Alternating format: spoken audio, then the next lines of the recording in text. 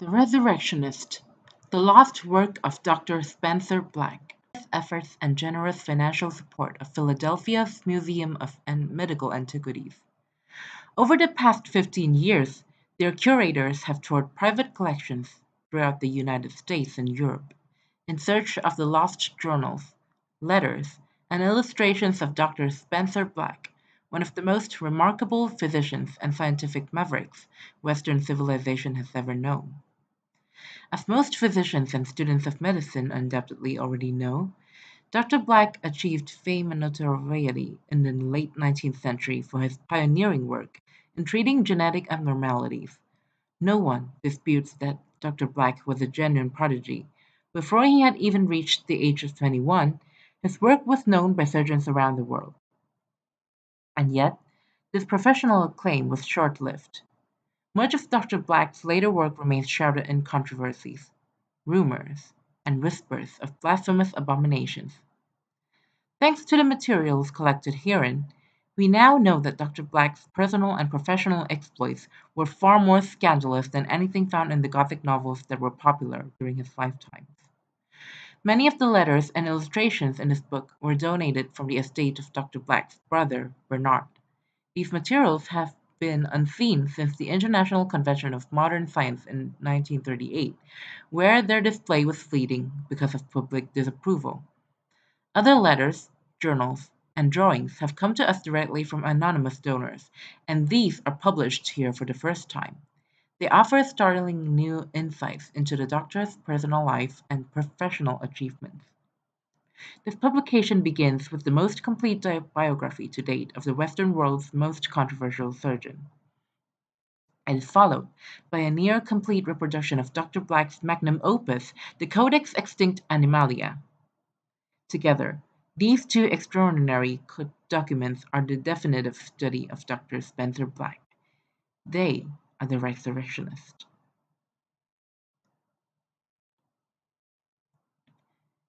Childhood, from 1851 to 1868. In my childish imagination, God's wrathful arm was ever ready and ever present. Dr. Spencer Black and his older brother, Bernard, were born in Boston, Massachusetts, in 1851 and 1848, respectively. They were the sons of the renowned surgeon Gregory Black. Their mother, Meredith Black, died while delivering Spencer. Her passing caused a great unrest in both boys throughout their childhood. Gregory Black was a respected professor of anatomy at the Medical Arts College of Boston. He conducted dissections for students at a time when cadavers were scarce and anatomists depend on grave-robbing resurrectionists to further their research. He had some of his favorite cadavers preserved, dressed, and propped up in a macabre anthropomorphic display in his office.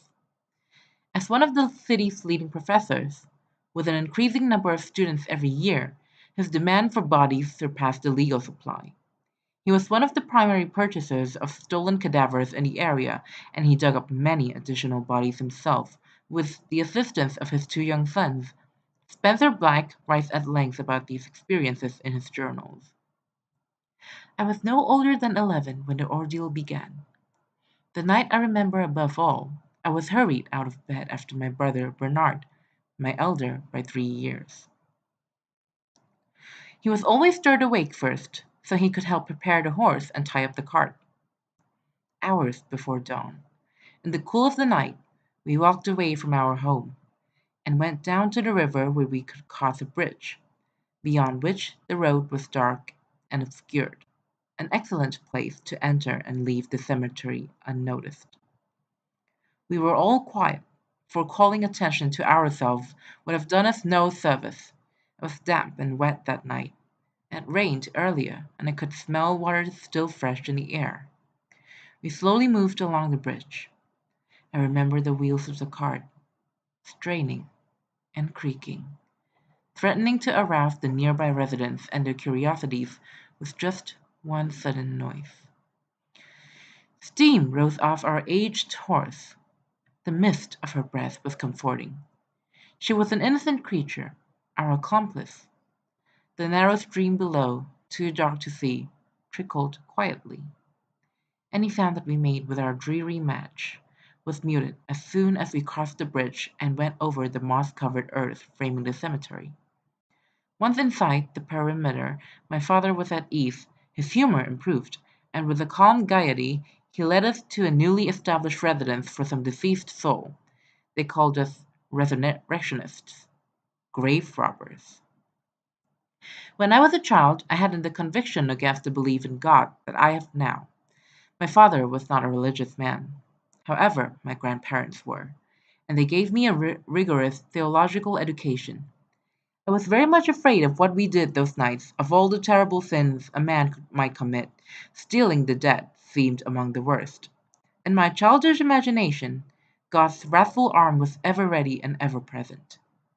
And yet, I feared my father even more than I feared God. My father reminded us there was no cause for trepidation of fear. He would repeat these things as we dug through the night, as the smell of the body's decay rose around us. Soon we reached the soft, damp wood coffin of Jasper Earl Worthy. The wood cracked, releasing more of death's poignant odor. I put my spade down, grateful that my father was wrenching the wood and freeing the body himself, sparing us his task. Jasper's face was a sunken gray mask. His skin was like a rotten orange. This is how I came to understand my father's profession. Soon afterward, Dr. Black penned another journal entry with a short poem titled "A Dreadful Sight." The poem appears to be inspired by his experiences robbing graves.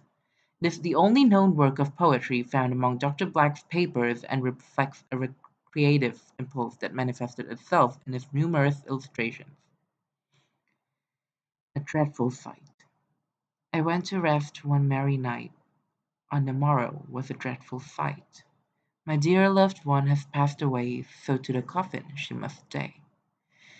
In the earth where 'tis quiet and calm, to rest in peace till the Lord has come. I go to visit, weep, and mourn. Lo, my loved one's body has gone. Not to heaven, where she belongs, but from the grave to the doctor's room. In the winter of 1868, Spencer Black's father, Gregory, died from smallpox, a disease that some say he would have been brilliant enough to cure had he been given forewarning. Soon after the funeral, Spencer announced his decision to become a medical doctor. It's clear throughout Black's writings that he thought of death as an abstract concept. He often calls death the phenomenon of the living, and even regarded the passing of his own father as more of a curiosity than a tragedy. As he lay in the ground, and the dirt and the sod were laid all over him, all was quiet. I wait for a long space of time. I waited to hear something, a command or suggestion, a provocation that might confirm that his death took something away from me, but I received no such thing. Bernard Black kept a separate journal of his life and work in the natural sciences until his disappearance in 1908. His wife, Emma, published some of his writings in her book entitled A Journey with an American Naturalist.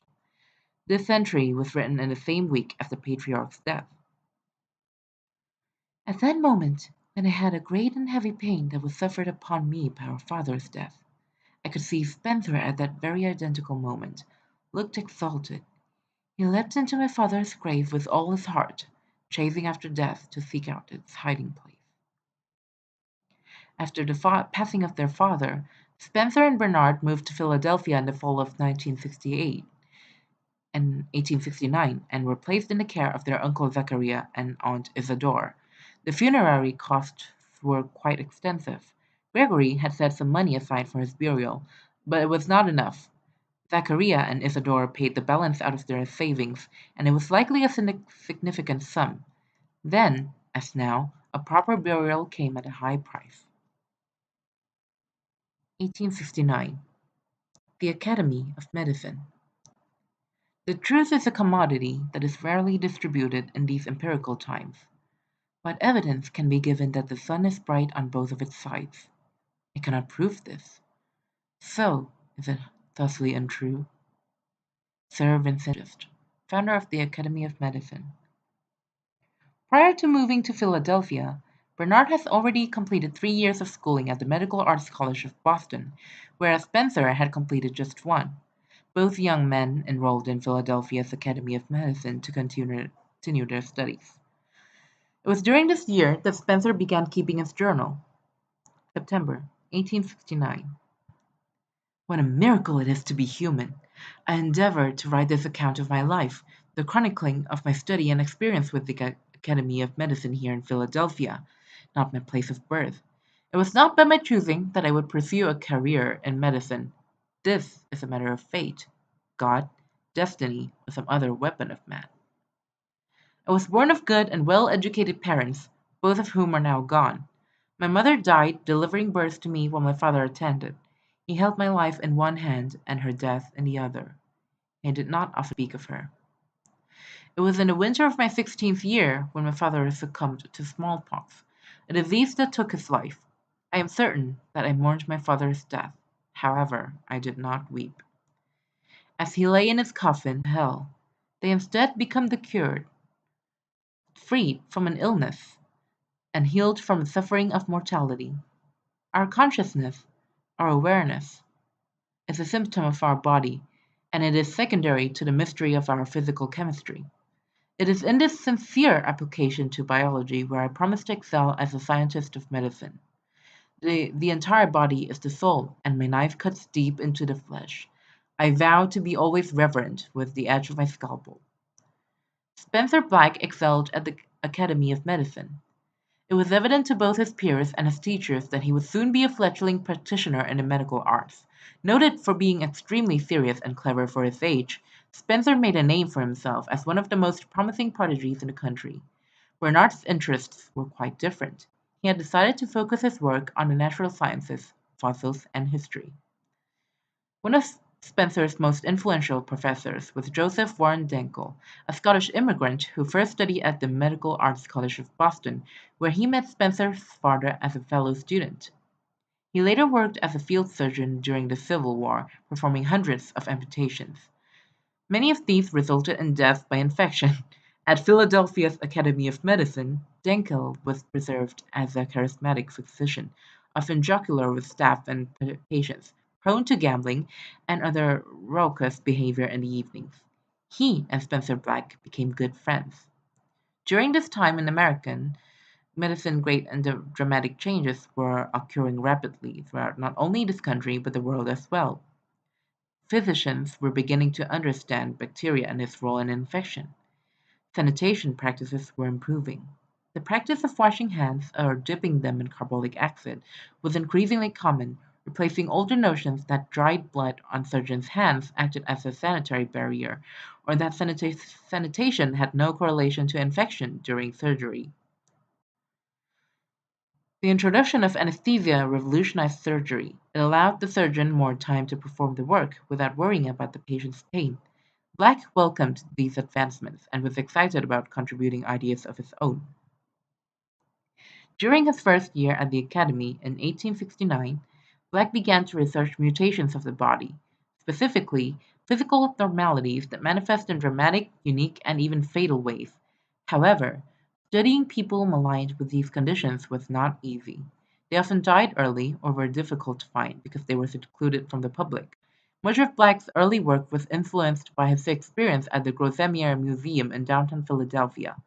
The museum's collection was a famously peculiar skeleton of Parapagus dicephalus dibrachius, or conjoined twins. The skeleton was named Ella and Emily; the girls had died at birth. He wrote his first paper about their unfortunate condition. The result was highly praised but not well distributed.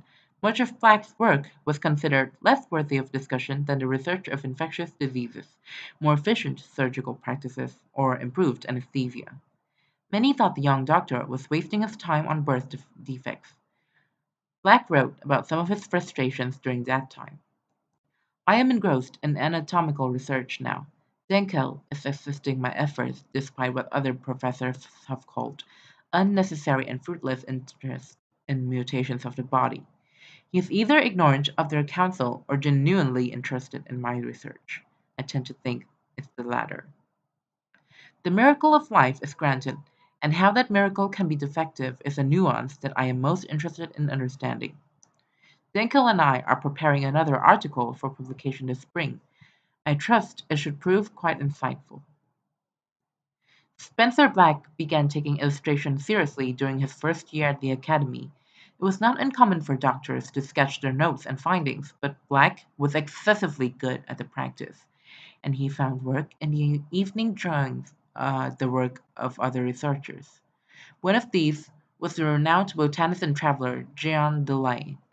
Delaine collection was kept at the Brocher University atrium, where Black would often go to study. He would continue to work for Delaine off and on for many years, illustrating hundreds of specimens for him.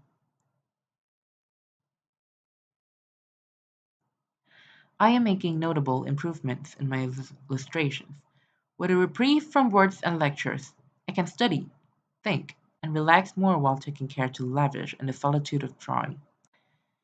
Spencer Black also wrote about many of the insects and plants that he studied. He was particularly interested in insects that underwent a metamorphosis. The process of transformation fascinated the young scientist, and he often sketched the cicada and made regular mention of it in his journals and letters. November 22, 1869. In the summer, when the cicadas emerge from the ground, they transform into a winged insect, sing their song, mate, lay eggs, and soon die. The pupa hatch from their eggs in the tree, then fall to the ground and burrow deep into the earth, where they live for more than a decade. Such evanescence! To emerge from the ground after such a long time and then transform, gaining wings. They are born once again from the womb of their own body, which is abandoned as an empty shell, and then they leave the world. This type of metamorphosis, though not as dramatic as that of the butterfly or moth in a superficial context, is, in my esteem, one of the more significant. After such a long time in darkness, we can live for only a short while. December 1st, 1869. I have become interested in a different assignment given to me by Professor Jean Delaine. He needs several illustrations of small and curious insects illustrated for a book he is compiling. The insects gathered are all dead, carefully packed and pinned. They have arrived from many locations of the world: Guinea, the Malaysian Islands, Africa, and Asia. It is exciting to study the smallest differences in their particular designs. There is little separation between man and insect, save the marvels solely unique to their respective functions in nature. 1870. Ward C. The sustainable body of scientific evidence is derived from the contractions made by the objective observer, not the parroting of the learned scholar. Dr. Spencer Black. By the end of his second year at the Academy, Spencer was devoting all his time to the mysteries of the human body. He attended as many dissections as possible, whether they were hosted by the Academy or by neighboring institutions. It's highly likely that he also performed dissections of his own. Some believe that Spencer employed the lessons learned from his childhood to locate and dig up fresh cadavers for research. He never wrote about those experiences, however. By this time, Bernard had finished his studies and traveled to New York to begin a successful career with the New York Society of Science. But his accomplishments would soon be those of his brother. Even by the age of 19,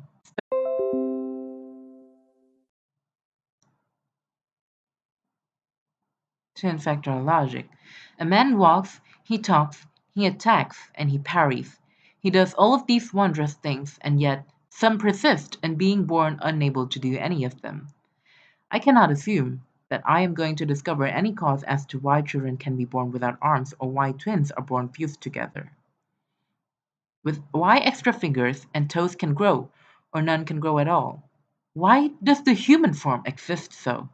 Why not other arrangement? As soon as I can understand this, I will move forward. I must know why 5 fingers are intended before I can discover the cause of 6. The questions regarding nature's ability to malfunction disturb me greatly.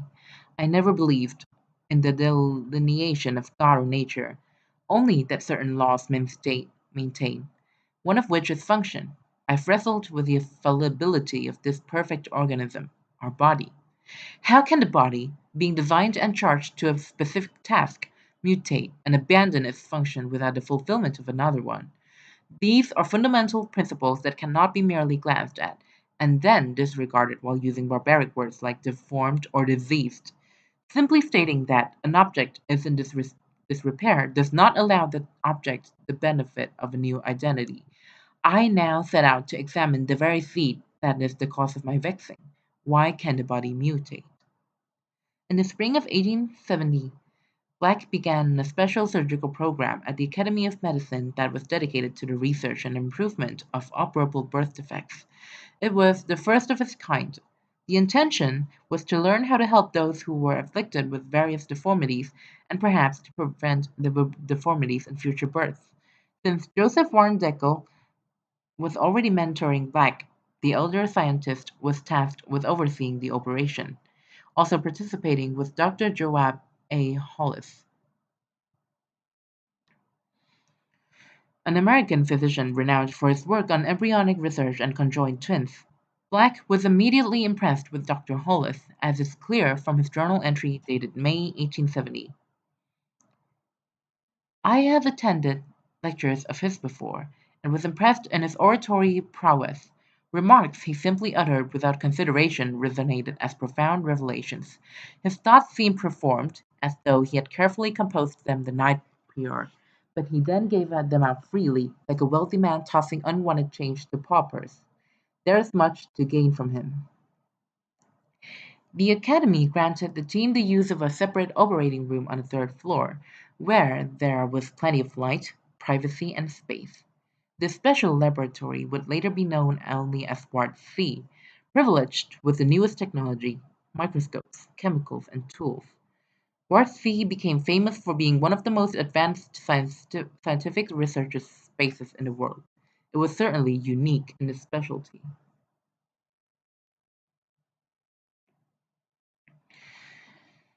The team consisted of Denkel, Ward C's administrator, two surgeons, Doctors Black and Hollis, and two specialists in human mutation. Their first operation was performed on June 3rd, 1870. The patient was a young man whose fingers were fused together, a condition known as ectrodactyly, or lobster's claw, because of the hand's appearance. This operation was relatively simple and resulted in success. Later that summer, the team operated on a young girl born with polydactyly, a condition wherein digits or limbs are duplicated. The young girl had an additional right arm fused directly above her natural right arm, spanning its length from shoulder to fingertips. She appeared to have one large right forearm, but 8 right fingers and 2 right thumbs. In a matter of hours, the surgeons were able to remove the parasitic arm. The patient healed well. The success of the surgery was published in medical journals throughout the United States and was read via articles in the international press. Dr. Spencer Black was gaining popularity, and his work was considered remarkable. In the fall of 1870, Black published his controversial paper, The Perfect Human. It states that man is merely the sum of his evolutionary parts. Black claimed that humankind has been assembled over time, with occasional pieces added, and, more importantly, occasional pieces removed. Unlike the traditionally accepted theories of evolution and natural selection, Black's view stressed that mutations are not accidents. Instead, they are the body attempting to grow what it once had thousands of years ago. According to Black, this was the only solution to the dilemmas of teratology, the scientific study of congenital abnormalities and normal formations. He argued, from where else can the knowledge arrive? The body cannot grow something without knowing how. Among the paper's most controversial claims was the idea that many so-called mythological creatures were in fact real species that once walked the earth. Black further argued that remnants of these creatures sometimes manifested themselves in latent traits, that is, genetic mutations. Dr. Hollis, Black's fellow surgeon, strongly disagreed with this claim. it was the beginning of what would become a bitter rivalry. Despite the negative attention, Black went on to publish two additional papers. One discussed the physical memories of blood, bile, and plasma. The other was a research piece on the mutations of children and how their bodies cope with the changes of growth into adulthood. Both papers included illustrations. In just a few months' time, news of the extraordinary work being performed in Ward C has spread throughout the global media community. Soon, the doctors were receiving letters of accommodation and invitations to lecture from all parts of the world. The ward's success in surgery and research had propelled Black into the public area. He was integral to the reasons for its success. From 1871 to 1877, marriage and transformation. Doctors are not gods, but we do their work. Dr. Spencer Black. Spencer Black completed his schooling with the highest of honors, nearing international fame at the remarkably young age of 20. The precocious doctor was considered an extremely attractive prospect among Philadelphia's most elite families. Black met Elise Chardell while she was visiting the academy, undertaking research for an anthropological thesis on evolution and natural selection. Little is known about her, but Black's notes suggested that she was attractive, had been well educated, and came from a prosperous family in Chicago. They fell in love almost immediately, and after just 3 months of courtship, the couple married in June 1871. Through his work in Ward C, Black was earning a substantial salary, and he purchased a rather large home near the academy. In the spring of 1872, Elise gave birth to their first child, Alphonse. He was born healthy, and would grow to continue his father's legacy.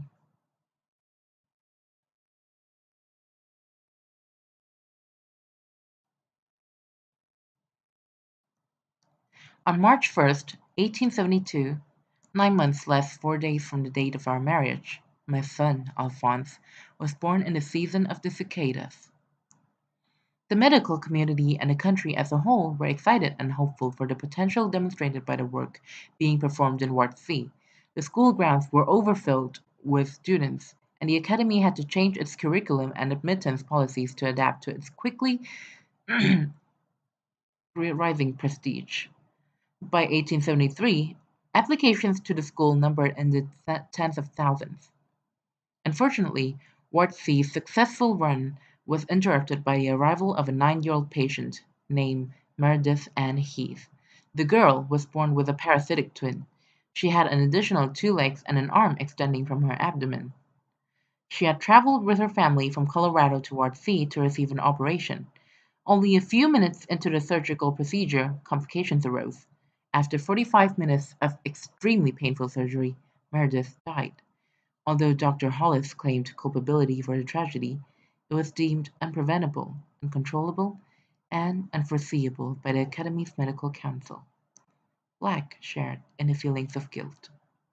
March 12, 1873. It was not my knife, but lo, were we not all present at the death? I cannot accept that we could not have prevented the very thing we caused. We cut her, and the blood spilled out. It's the very opposite of what I intended. I wished to deal in salvation, not death. Her family, parents, and brothers returned home. A shroud and maybe a coffin with a little stain, if they can afford it, will carry the child. What manner of physician shall I become? How often will I encounter death? The loss had a strong effect on Black, and his relationship with his colleagues seemed shaken. It was the latest in a long series of disagreements with his other one-time mentor, Dr. Joab A. Hollis. I suppose I can understand his strict and linear approach to medical science, but I believe the Journal of Laws need to be held lightly so that one may easily read from when needed, but may also let go and be freed from its weight in an instant. Black resented the failure and, for reasons not entirely clear, he blamed Hollis and the staff of Ward C for the girl's death. It is possible that Black was wrestling with personal issues. He wrote often of nightmare and nervousness, both of which may have contributed to the failure of his professional relationships. Again, I dreamt last night that a cadaver was brought into the dissection theater. When the cloth was lifted from the body, I saw the sunken face of my father. Then, in their aprons, they began cutting and removing pieces of him. When they finished, everyone left the auditorium. I looked and saw that he was dead, but his organs remained alive, his vibrant heart trembling, his kidneys excreting fluid. And then I awoke. In the fall of 1874, Black suffered the anguish of death once again, only this time it arrived close to home. His wife, Elise, bore another child, Elizabeth, who tragically succumbed only a few days later to organ failure. By all accounts, Black was devastated by the loss. Yet he continued to work his work in Ward C. Over the next 4 years, from 1874 through 1878, Black consistently proved himself an asset to his colleagues and made tremendous advancements in grafting, vivisection, and correctional surgery. These achievements raised the reputation of the Academy to unparalleled heights. Never before has a medical arts center delivered on so many of their optimistic promises as has the Academy of Medicine in Philadelphia. The young student is certain to gain a qualified and most beneficial education while studying within those walls. Alfred J. J. Strong, M.D., New York. Elise gave birth to another child, Victor, in the winter of 1874. 6. But the boy's arrival scarcely merits a mention in Black's journal. The doctor, now 25 years old, was changing. Once energetic, he had become more morose and cynical. Many claimed that his eccentric and erratic behavior made him an increasingly difficult personality. He also suffered from a volatile temper and a quick impatience with differing opinions. The burgeoning strength in his convictions that had made him famous only a few years earlier was now working against him. His reputation at the Academy and even his prosperity were in jeopardy. Still, his devotion to his research never flagged. He was so busy that he began to neglect his friends, family, and professional obligations to the Academy. The frost of autumn becomes the storm of winter. I cannot rest my mind place, in a place of tranquil thought. I am left to contemplate my childhood and drudge through its ugliness. I would be very pleased with a warm spring day and a sun-soaked room to work in, instead of this wet and grey tapestry of nature's dead season. Perhaps my spirit would be lifted if the faces I see daily were not also grey and dead. During 1877, his last year in Ward C, Black worked less and less at the Academy while devoting increasing amounts of his attention to private studies. He developed new, polarizing ideas regarding evolution that would ultimately separate him from the rest of the scientific community. At 26 years of age, he wrote notes and theories entertaining the notion that, through evolution and certain paths of natural selection, humans had lost some of their natural and necessary traits. The lack of these critical elements, he believed, resulted in mutations and deformities. Furthermore, Black speculated that perhaps the human being is not the best result of evolution. Perhaps our ancestors shared traits with some of the ancient animals, or, more accurately, ancient mythological animals. Black claimed that scientific evidence proving that the existence of ancient mythological animals had been concealed by unnamed parties. Taxonomy records were destroyed, constellation records were changed, fairy tales were altered and rewritten, all in an attempt to ignore our true history. Though Black never blamed anyone specifically for this grand conspiracy, it seems he had a certain individual or individuals in mind. All of Ward C's success and recognition appeared inconsequential to Dr. Black. He seemed to believe that the culmination of his work was incomplete. In his journal entry, he had already resigned himself to pursue his less popular theories, even though he had no idea how to do so. It would take an unexpected encounter at a carnival sideshow before he would fully mature into the study of teratology.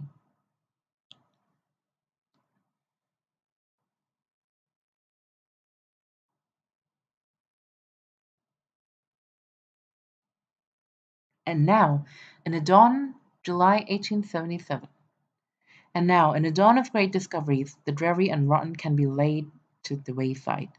I must plough forward and continue my work, research, and growth if I am to contribute anything more than a few meager surgeries. There is so much more to be done. We, at the ward, are only butchers and tailors. We are not yet healers. I wish to find the means to isolate the problem in order to eliminate subtractive surgery entirely. One who bears the weight of medical insight upon his conscience knows too well that life is not a consequence of nature, but instead its most precious and coveted secret. Nature governs its creations equally. A man can perish as easily as a plant can be destroyed beneath one's heel. 1878. The Fawn Child. Alphonse is growing so wonderfully, like a plant in the spring. What a miracle! What a machine! I am increasingly grateful for his healthy deliverance into the world. Dr. Spencer Black. Spencer Black's career and aspirations changed after he paid a visit to a local carnival, the exact name of which remains unknown. Featured among the giants, acrobats, and other marvels of nature roaming the sideshows was an anatomy museum, an exhibit of strange medical artifacts and bizarre biological specimens. The anatomy museums, along with cabinets of curiosities, have been popular scientific novelty collections for hundreds of years. Many of these grand accumulations are still available for public view. It was this show that eclipsed Black's previous work and inspired him to study what would become one of the most bizarre and unique pursuits of any scientist, least of all one with his talents. These sideshows, of which I have seen many, are typically decrepit affairs of leaving one with a great thirst for civility, men, and manners. The performers are often subjects of ridicule and humiliation, and they usually became patients of mine in the ward, seeking a better life, or, at the least, humanity. The show was primarily a showcase of well-known abnormalities with a few less common defects of the human form.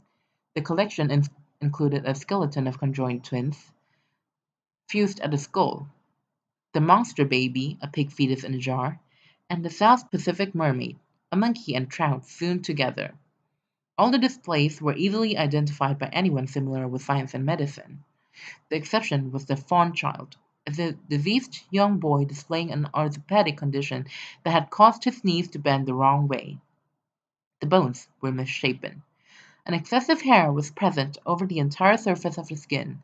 There were bone or calcium growths at the top of his skull, which gave the appearance of juvenile horns. The dead child was preserved in a large alcohol-filled glass jar. Black was convinced the specimen held a secret to his research. He believed that the mutations were manifestations of the ancient past he had written about, evidence of a genetic code that was not completely eradicated. Some have argued that Black found answers in places where there was no need for questions. Whatever the case, the encounter with the fawn child fueled his obsession for finding a cure for the deformation that was paramount in his work. He would never again practice conventional medicine. The promoter of the sideshow sold the specimen to Black for $200, a small fortune. Black took the fawn child home and conducted a secret but thorough dissection in the attic. Not ever his family knew of his work until it was completed. What is interesting is that in his writing and notes, Black expressed that he was not working on a human being who had suffered from deformation. Rather, he believed that the fawn child was exhibiting a vestige of a mythological past. His approach to anatomy and medicine had changed dramatically in a rather short amount of time. August 14, 1878. My dissection thus far has revealed nothing that will lead me to think this was not a relative to a satyr.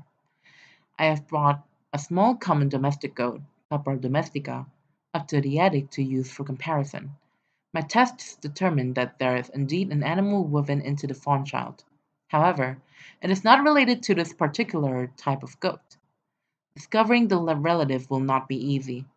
The differences in size, color, and horns make it difficult to determine relationships. The fawn child bears a resemblance to the ibex, Capra ibex, one of the more perfect goats, but its fur is like that of the Kashmir goat, Capra tibetensis. Physiologically, the animal is human. It does not have the four-chambered stomach of other ruminants. Therefore, I have not found a bezoar stone either. It is human, mostly. I am trying to hold firm to reason and logic while I learn a lifetime of zoological science in a mere month. I am trying not to perform an injustice to the innocent creature on my table. I am fighting against fatigue and sickness daily now. The anxiety of this work and knowledge is weighing heavily. My nerves are ruined, but oddly, I feel vitalized and nourished at the same time.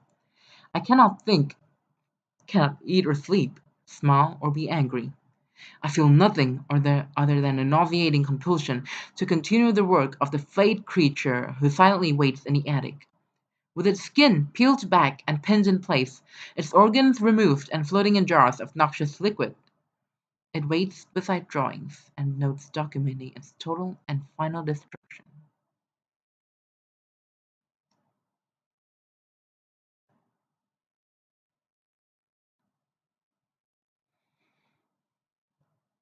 1879 to 1887.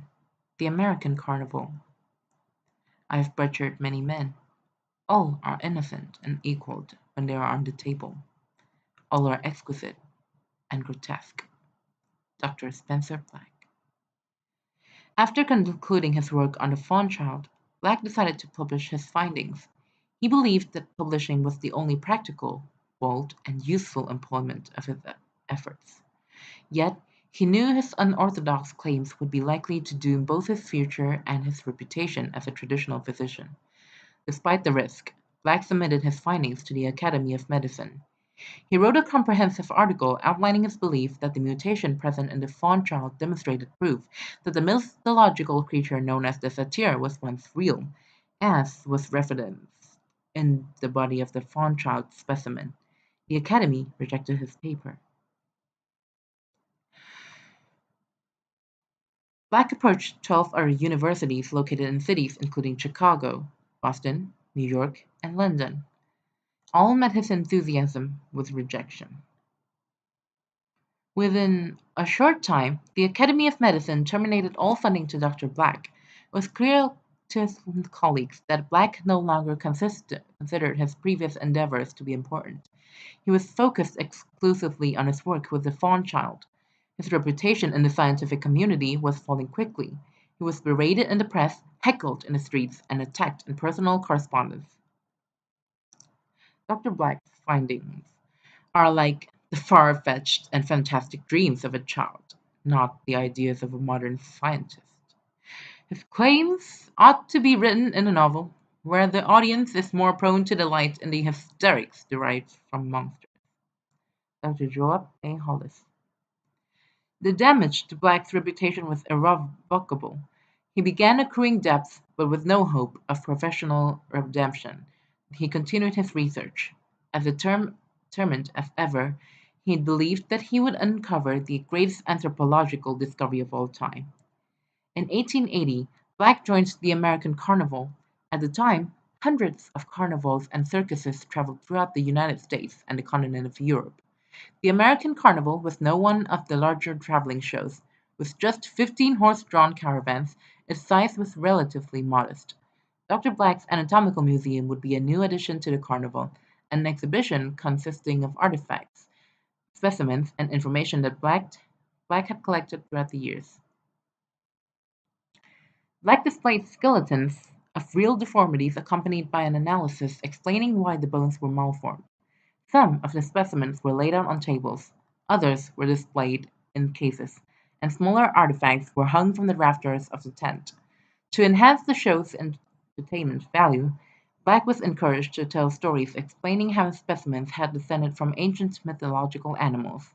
An excerpt from a flyer reads, "A child born without arms may be a confused body that lacked the information to produce wings, or a heartbeat, perhaps."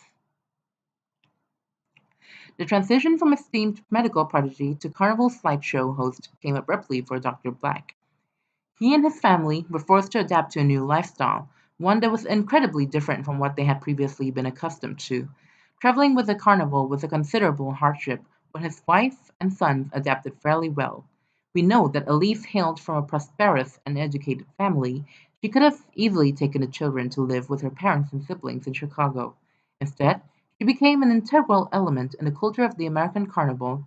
She was well known among other workers and was well liked too. By assuming a matronly role as a caregiver to the other performers, she soon earned the nickname Mama L. Black's own experience was more complicated. These two journal entries, written just 4 months apart, illustrate his evolving views concerning his research and the carnival lifestyle. I have devoted my efforts thus far to the fulfillment of my work, only to share it now with liars, criminals, and killers, ignorant people whose only reluctance to eat one another is that they do not care for this taste. Yes, I am in good company, indeed.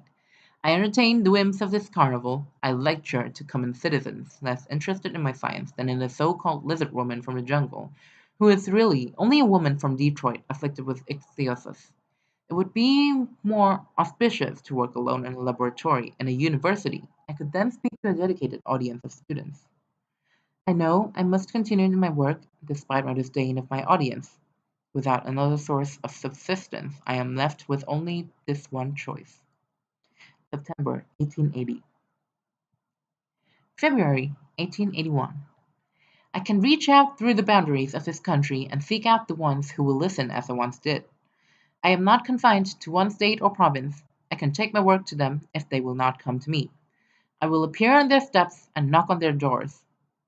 Despite an initial hesitation, Black became a phenomenally successful showman, and he soon grew to embrace the fair lifestyle.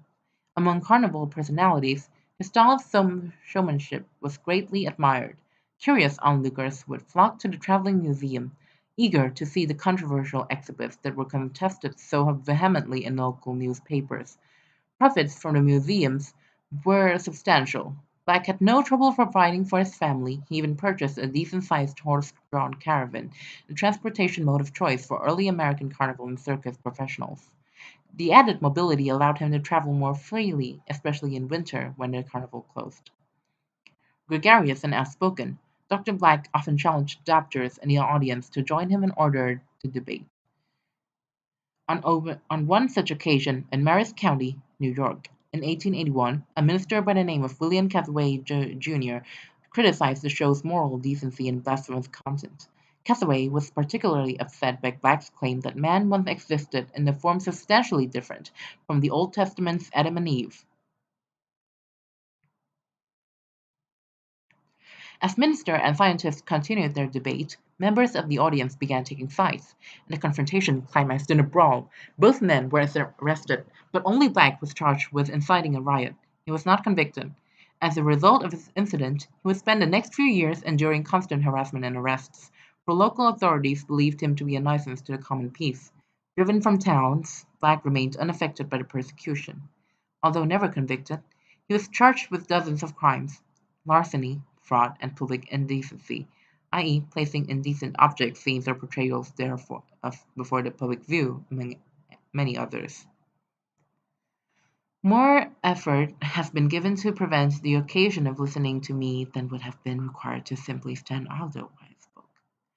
Can a scientist truly incite this kind of show? He undertook his work in the secluded privacy of his carnival caravan. He started with small dead animals and grafted parts of them together, assembling his visions of what the creatures might have looked like. During the summer of 1882, with the help of his 5-year-old son Alphonse, Black made frequent trips in search of small game. When the small hunting party found success, father and son would take their quarry into the caravan, nestled in a meadow 40 miles north of Philadelphia, and cut the animals' bodies into pieces. On one occasion, Black assembled some of these components into a sort of doll that resembled a small harpy. The lower portion consisted of a turkey; soft feathers covered its tough and bare-skinned neck. On top was the head of a small child, which Dr. Black taken from a cadaver. He called the creature Eve. Eve was followed by a series of even more elaborate creations. Having knowledge of the physiological and anatomical design of living things, Black set out to engineer what he thought was intended by nature to still exist. And so, in the year 1883, he built and designed a miraculous cabinet of curiosities, taxidermied replicas of a host of mythological creatures. Any human components involved in the creation of these oddities were likely exhumed from cemeteries by the doctor and Alphonse. Black presented his revamped museum in the spring of 1884, touring the country with Elise and their two children, despite his continued difficulty with local police, the show was a tremendous success. May 9, 1883. They were gathering in crowds, like swarms of pests, murmuring and confused. Suspicious shadows cast over their faces gave an eerie countenance to all who looked upon my work and believed in what they saw. They saw the vestige of life's history. The show was met by enthusiastic and oftentimes frightened or angry audiences, one review states. It was quite a disturbing thing to see the taxidermy medley of Dr. Black. The animals appeared real as though their eyes could have been opened. All they needed was a nudge and they'd wake up. Initially, the show included only a small harpy, Cerberus, a three-headed hellhound, and an eastern dragon. But audience sensibilities were tested when Black presented a centaur that combined a human cadaver and a dead horse. The macabre scene was simply too grotesque, and the audiences protested in horror. A local Philadelphia newspaper wrote, Dr. Black is still disgusting and lacking the decency, manners, and good sense he once had. But Black was determined to preserve her. He never lost his conviction that all the fantastic creatures he presented were once real. He argued it was his responsibility to science, medicine, and the world to uncover the true nature of man. According to his claims, there once lived more bizarre and unknown creatures in the world than what had been discovered. He believed mermaids once swam in the deep, minotaurs ruled in the hills of Macedonia, and sphinxes nested in the rocks of Mount St. Catherine in Egypt. Black claimed to have proof of these ancient species, which had been shipped to him from around the world, packed neatly in a case in his caravan. Although it was true he had received many shipments, the contents of those crates are believed to have been specimens of mutations, more oddities for his research from when he was still working aboard sea. Among the objects recovered from the museum was a large crate bearing a bill of lading. It indicated that a parcel had arrived from Constantinople. The shipper's name was illegible, the contents of the crate were unknown, but it was large enough to comfortably fit two adult humans. Unfortunately, even an approximate number of shipments received by Dr. Black remains unknown. Finally, finally, it has arrived. I have waited long enough. It feels as though I waited impatiently for a longer time than it took to travel here. As Black's popularity grew, increasing numbers of people came to be aware of his unique scientific views, as well as those of his critics. It's fair to say that the whole affair turned into a sport with two opposing teams. None of the mania dissuaded Black from remaining in the public eye. In fact, he would often attend social functions, dinners, and public events or political rallies, usually uninvited, specifically to discuss his position in philosophy. It was reported that at a small and exclusive dinner club in New Jersey, Black incited the hostilities of the host when he hurled a glass through a window, attempting to illustrate that God does not intend for man to fly, but man alone intends it.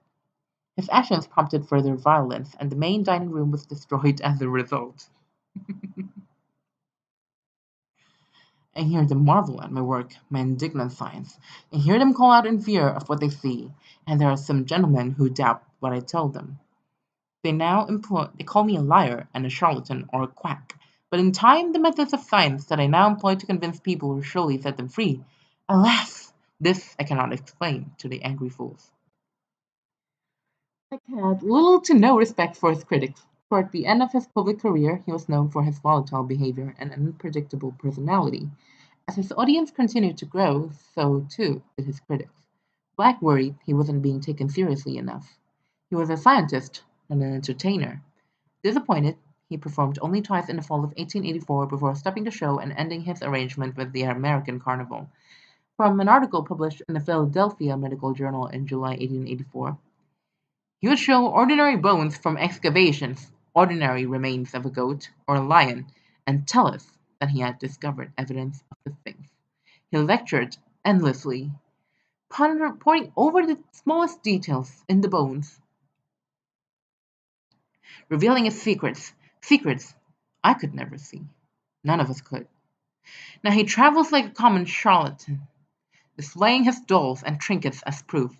If I stitch together a monster, does that prove its existence? Dr. Spencer Black is a ranting lunatic. He is never content. He continues to see things that do not exist. When a falsehood is coveted long enough, it becomes the truth that sustains its own existence. He is a madman.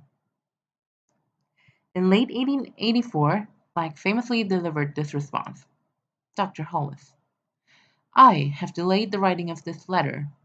I know that I am no longer in your favor. I was surprised to hear that you have championed the destruction of my reputation and are unflinching, unrelenting, and merciless in your opinion of me.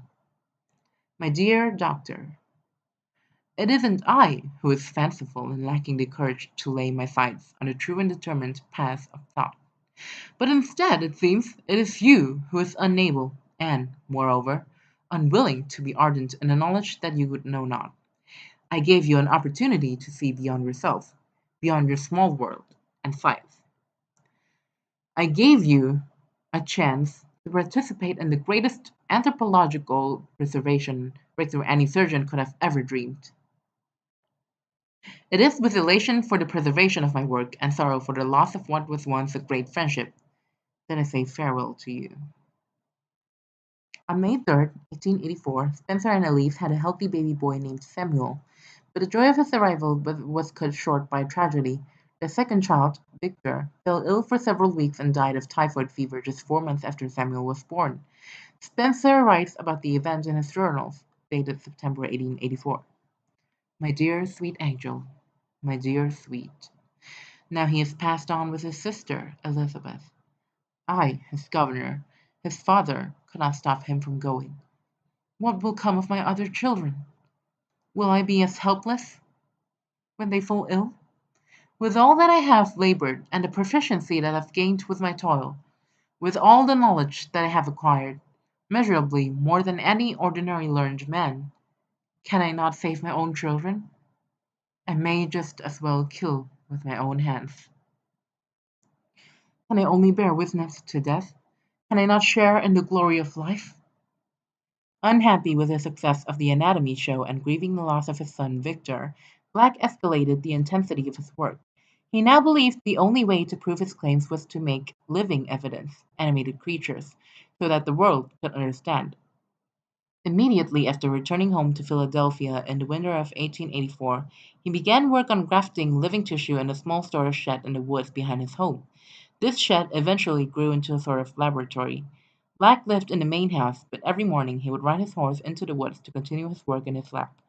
He had become obstinately difficult and single-minded regarding his obsession with creating life. When death arrives, the very life inside of you knows its own fate. It writhes and claws with a ferocity that has no equal.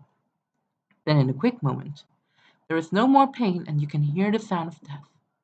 She travels to you gently, as though water had been suspended in the air in between.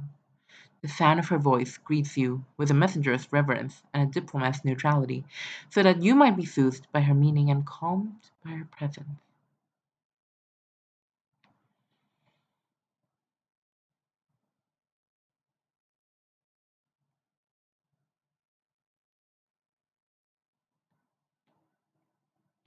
During the next 2 years, Black acquired several small, living animals with which to begin his experiments. His obsession caused him to become estranged from his children and his wife. He struggled greatly with his work and endured many failures in his efforts. After a year and a half, the stress of his conduct was too much for Elise to bear. She wrote to her brother-in-law Bernard, asking him to come to the house. Dead animals, bloody animals living in cages, dying or soon to be dead, or worse. There's a foul stench that attracts beasts from all over the countryside, only to be captured or slain by my husband. I pray God your brother is well. You ought to pray also. In the fall of 1887, Bernard returned to help Elise. Like her, he was greatly concerned about his brother's health and sanity. Spencer Black was reserved, but reluctant to talk, and clearly unable to stop working. He would spend entire days alone in his laboratory. It was in late November 1887, more than a year after the last tour of the carnival show, that Black asked Elise and Bernard to bear witness to the scientific achievement he called a modern renaissance. Neither Elise nor Bernard could have expected what they were about to see. Samuel and Alphonse were with Elise when they entered Black's laboratory. The boys were only about 4 and 16 years old. In his journal, Bernard describes the scene and the events that followed. My heart turned foul, and my skin tightened, the length of my body, when I saw what my goddamned brother had done. The room was entirely dark, except for a small lamp on his desk. Illuminated were pages of notes, jars filled with liquid and pieces of flesh, small empty cages on the floor beside the desk and filth everywhere. The building was dank and smelled of death and excrement. Spencer escorted us closer to his desk, where I could see what he was so proud to present. There, on the ground, was a bleeding animal, a dog with the wings of a rooster sewn onto its back. The animal moved slightly as it breathed, the only evidence that it was alive, though it seemed impossible.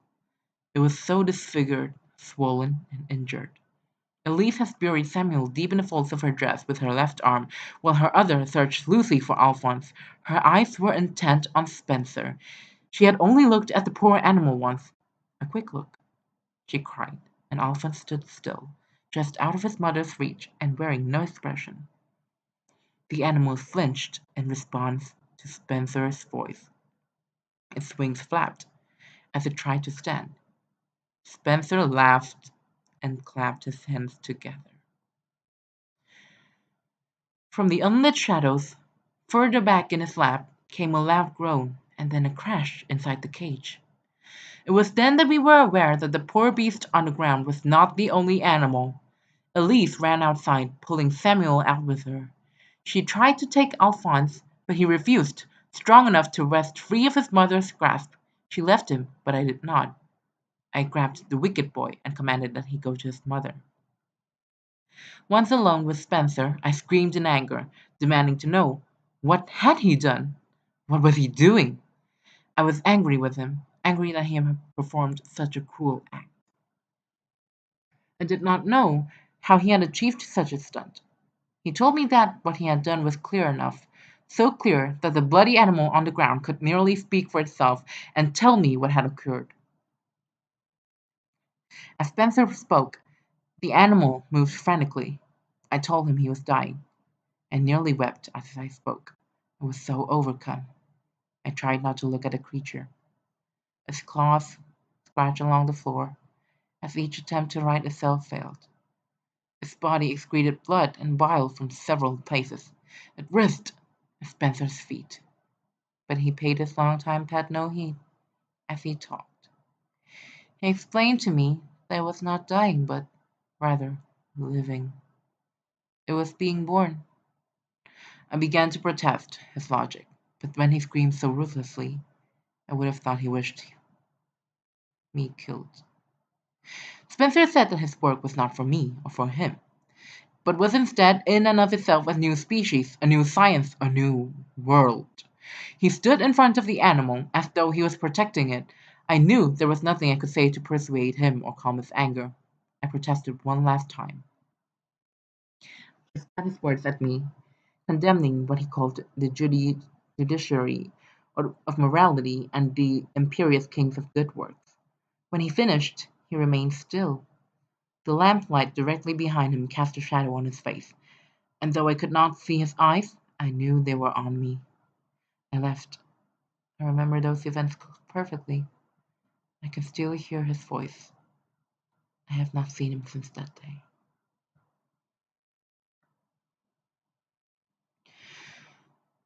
There is none who possesses that healing power. Spencer holds it gently in his hand as though it were the knowledge of science itself, a living creature that he cradles and carries with him always, like a pet. Bernard's journal goes on to explain that Elise gave her boys to Bernard and asked him to leave that night, which he did. She told him that she needed to gather some things first and would leave soon after. Bernard returned to New York, believing there was nothing more he could do for his deeply troubled brother. He tried to take custody of both boys, but Alphonse, then 16 years old, refused and ran away, returning to the care of his father, and so Bernard arrived in New York with only Samuel, who was nearly 4 years old at the time. What Bernard and no one else realized until the release of Spencer Black's journals many years later is that Elise returned to the lab on the night of Bernard's departure. Intent on destroying everything her husband has made, she smashed an oil lamp onto his desk, igniting a fire. She then began to shoot his animals with a small pistol. Spencer, hearing the gunshots and seeing the flames from the house, rushed to stop the blaze. Black described the confrontation in his journal. I raced across the field, desperate to save my work. I dismounted from my horse with such haste that I nearly did myself in at that moment. I rushed inside and was greeted, without warning, by my Elise and her pistol. She fired and struck me in the leg. I know she had intended to strike my chest. It is fortunate for me that she didn't aim for the ceiling, for then I would certainly be dead.